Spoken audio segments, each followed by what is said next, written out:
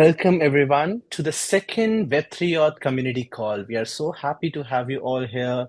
It's been almost a month since our first community call, and it was a huge success. And it just made us focus on a lot more content and a lot more things for you coming up, with a lot more updates, helping you out in a lot of questions and everything as well.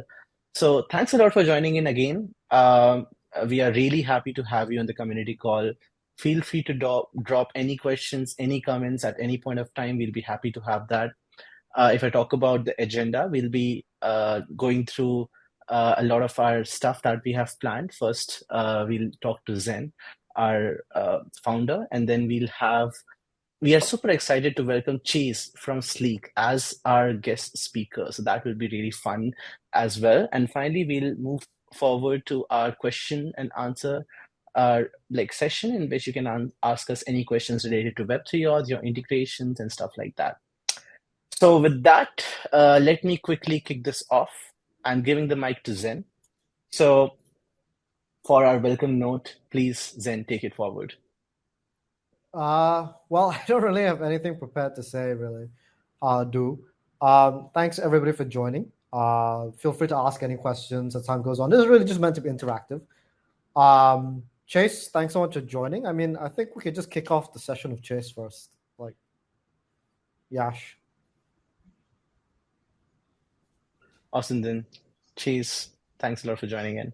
Hey, Chase, how are you? Where are you calling from? Hi guys, I'm calling from Hong Kong. Fantastic. I heard it's hot now. Yeah, it's melting, but all good. Fantastic. So hey everybody. On the call we have Chase, who's a co-founder of Sleek in particular. Chase and I have known each other for a little bit, ever since his time at Binance, but I think we reconnected more recently in Vietnam during GM Vietnam, which was a fantastic event. And Chase now does Sleek after Binance. And Sleek is a really cool, I would say, kind of like Web3 professional social platform, kind of like LinkedIn for Web3. Actually, it's honestly better that you hear it from Chase himself. Chase, do you wanna share a little bit more about Sleek and I found it awesome. So For sure. Yeah, I got a quick background for myself. Have been in Web3 since 2017. Was helping to run a few ICO pools on the side.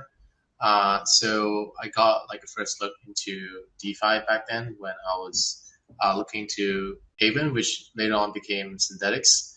And then in 2020, I was looking into the multi-chain space towards the end, and decided to join crypto space full time. So I went to Binance, and that's how we also met. And then in early 2022, came out to work on Sleek full time as the co-founder. And so at Sleek, we are trying to make the world more open and connected. And we start from in real life interactions. So any sort of networking in person, we want to make it as easy as possible and help you to form deeper and more meaningful connections.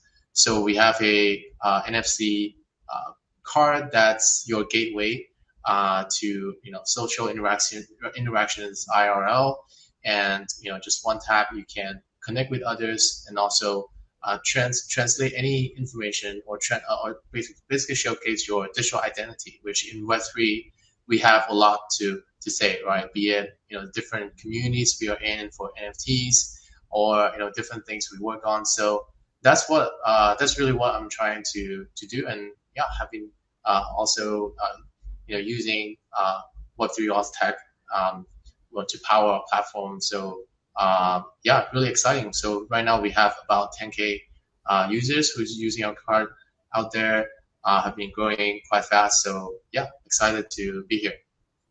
Absolutely. So for those of you who haven't yet been able to try the Sleek experience, you guys can actually check it out at sosleek.io. And check it out a little bit more there. Or you can directly talk to the Sleek Telegram bot in particular. So what really I found awesome about Sleek was that the whole of crypto uses Telegram for networking, right? They use Telegram to talk to one another, to forge connections, to find a job, to raise money, to do BD, whatever. It's Telegram. So that's actually what one of the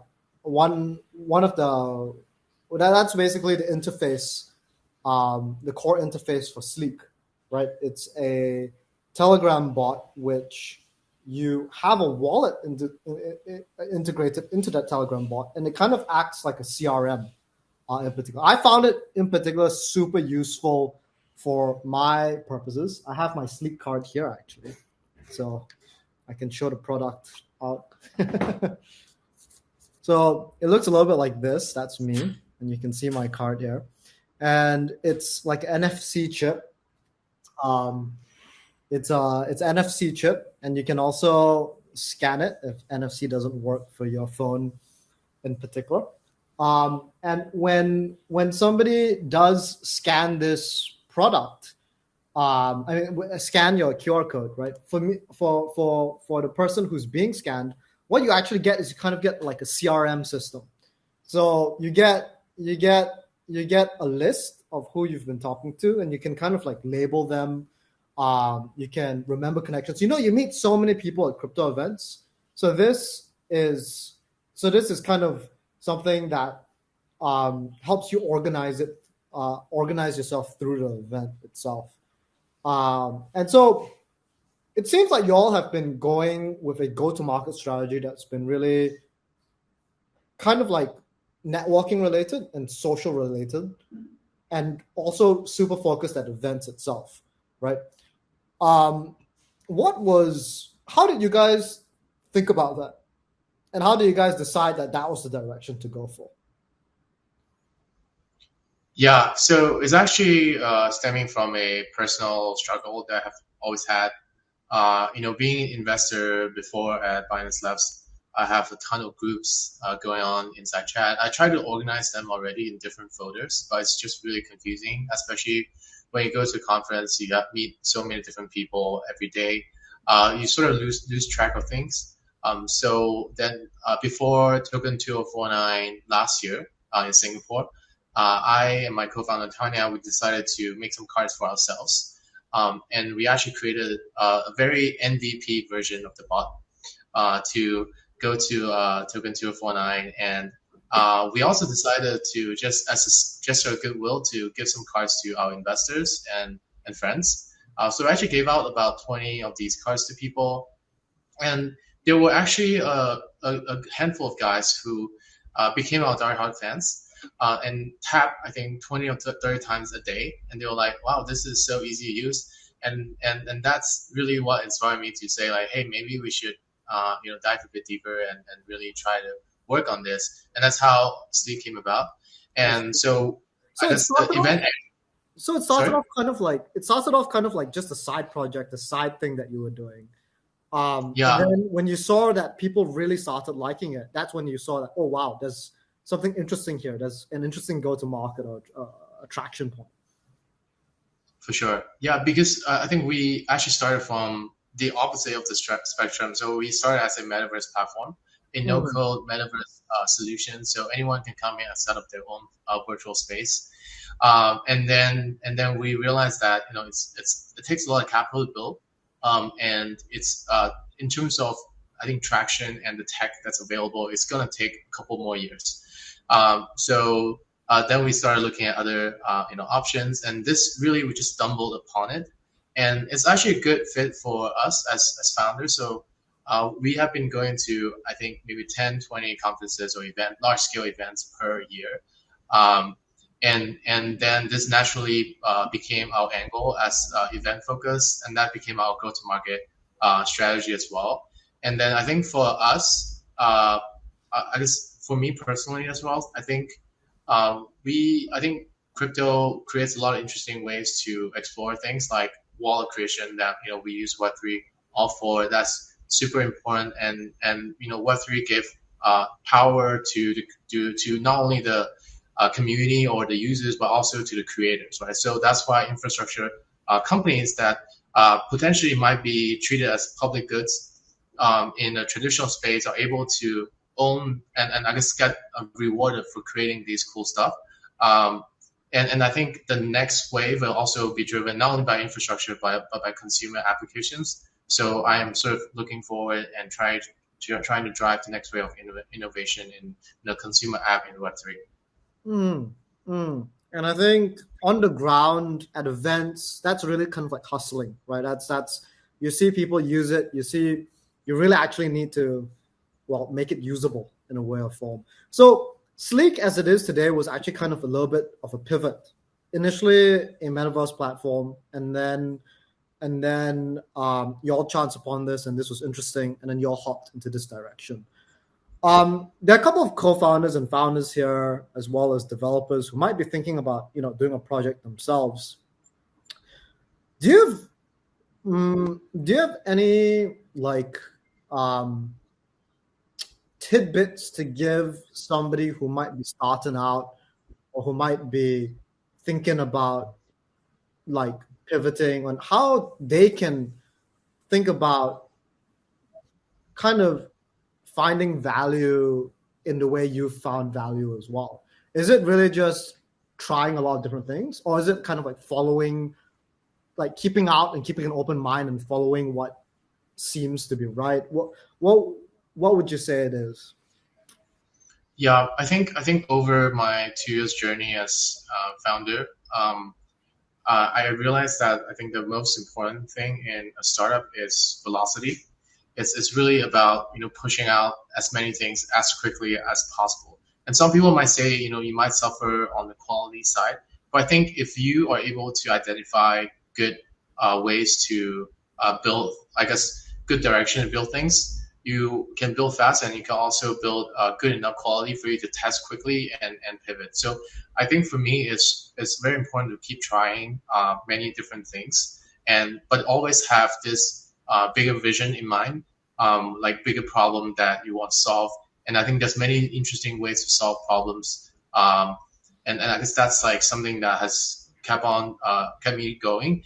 And I guess another thing is really focus on product market fit, right? Because I think as Web3 founders, we sort of threw away part of the Web2 experiences and lessons learned.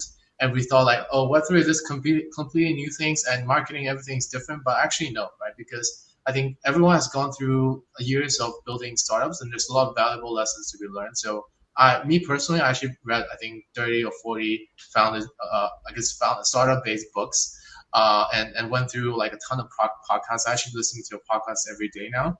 Wow. And yeah, so I think it has really guided me along the way. Just how do you get product market fit, do user interviews, and how sometimes you can't really trust what users say, but you have to observe what users do, right? So I think a lot of these key principles I really pick it up. I think overall, I think velocity and just building things quickly and testing is super important. So velocity, iterating, basically trying things out, keeping an eye out for not necessarily what users say, but actually what users do and how they react in particular. And then, out of the 30 books or podcasts that you've been listening to, what are the top one or two which you would say, guys, this was super impactful for me, you must give this a read? Oh, you're muted on your side, Chase. Oh, I was saying that is a tough question. I think there's so many books that I've read that is good. But I like there's a recent book that I read by A16Z's founder.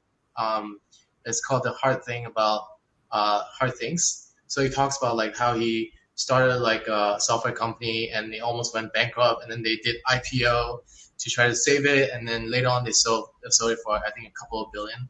And then there's also I think 0 to 1. There's so many good books, but I think there's also one called Founders at Work, which is quite interesting. I think it talks about the different stories of how startups succeed at the very early stage, and then they sort of keep pivoting and trying out new things.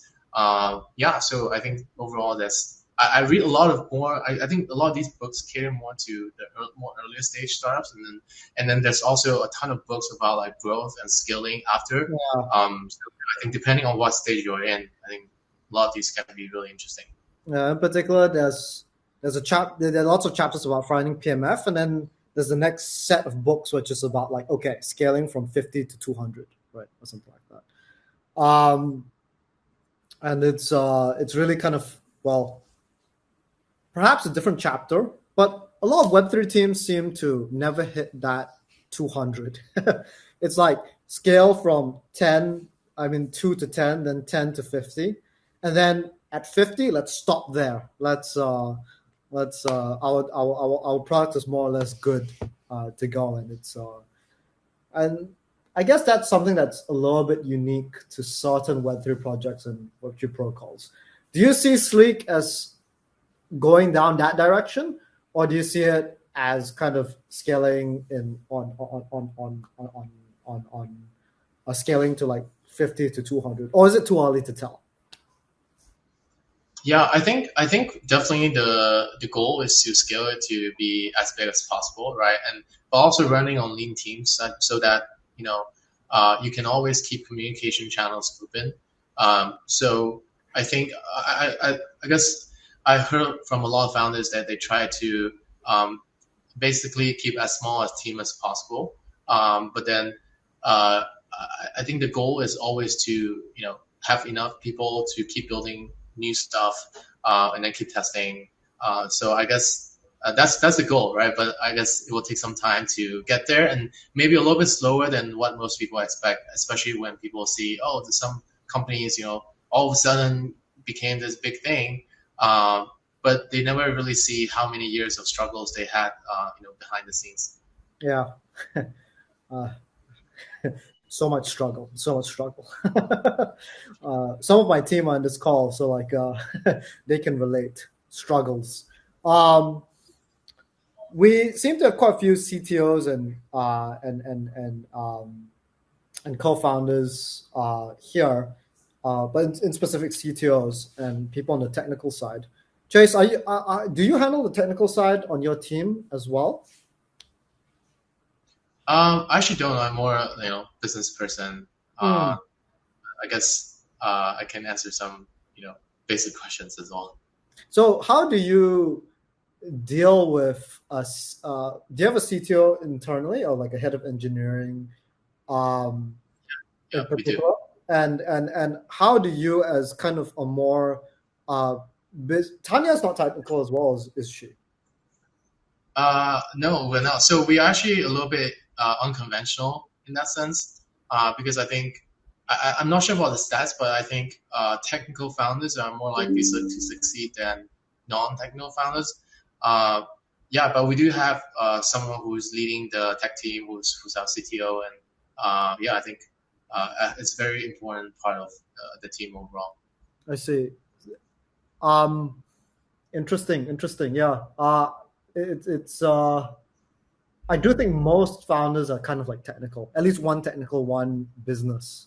So it's definitely an interesting pair here in particular.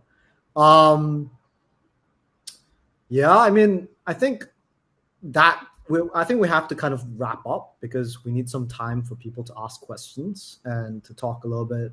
The community call is half kind of like this presentation sort of thing, and then half kind of the community always has questions for us and like, how to integrate, what's the best way to integrate, and all of that stuff. So what is next for Sleek? What are you excited about that's coming up really soon that you'd like to share? Yeah, so as you know, event is our go-to-market strategy, but recently we've also expanded to help events. And we help them in both, I guess, 3 parts: event management, activation, and experience. So actually using Web3Auth tech, we allow auto creation of Solana or EVM wallets within our Telegram app. And that allows us that opens up a lot of key functionalities. For example, airdropping tokens, both non-fungible and fungible tokens, to incentivize and activate users. So the next, we're actually expanding into helping, I guess, deeper integration with events. So the next big one for us is CoinFest. That's coming up next week in Bali, Indonesia. We are doing basically everything event related in for them. So if you have a ticket, you can come in and then you can actually the ticket itself, instead of a paper badge, you get a slip card, and then use a slip card to check in. Everything is through our Telegram bot. After you check in, you will get an NFT, which is it will turn into like a UI that you see. That's a experience page inside Telegram, and then you can see the handbook schedules, and then you can use it to check into side events and claim food and beverage tokens. You have like a small box that says you have 2 tokens, 2 F&B coupons left, for example. So it's like very integrated, and then there's the experience and engagement part as well. So if you are the most engaging user, you can then win a couple of rewards, and everything is basically. I'll win that. I'll win that. Fantastic. Okay, cool. Yeah, I think we'll be making ourselves our way to CoinFest. We aren't sponsoring or anything, but there's 1 or 2 of us which will be dropping by. So super excited to see the experience there. And if any of you guys in the audience are dropping by as well, please do reach out and say hi to the Sleek team. And yeah, fantastic. Thanks so much for joining, Chase. Really appreciated talking, and until next time. Yeah, thanks for having me. Yash, do you wanna come back and? So that was an interesting conversation. Thanks a lot, Zen and Chase, for this conversation. So we'll move forward to our next stuff, which is the roundtable discussion. So we'll be moving to a discussion table room, and there will be 2 different question answer sessions. You can join either of them. One will be related to Web3 Auth integrations, and one will be related to Web3 Auth infrastructures and general discussions. So whichever you can choose and pick according to your questions and join in.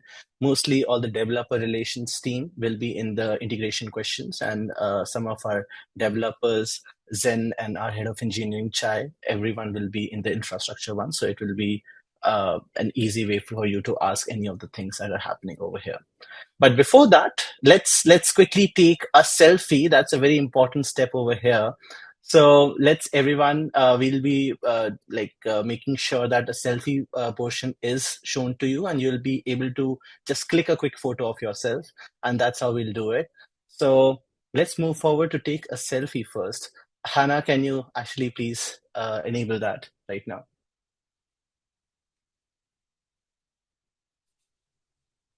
Awesome. So you can actually see right now the Go Selfie thing, and please make sure to take a selfie. We'll be posting it on our social media.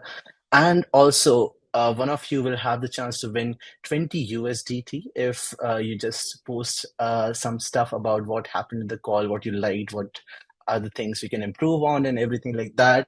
And yeah, let's move forward. So 8 people have finished till now. We'll be waiting for a lot more people over here. Let's quickly finish this up, and let's move on to our roundtable discussions. 11 people have finished the selfie. We are waiting for more people. Please move forward, and please click a selfie. We'll love to have you over here. Okay, I guess time's up. So let's move forward to our roundtable discussions. So let's open up the different rooms, and you can join in whatever room is suitable for you.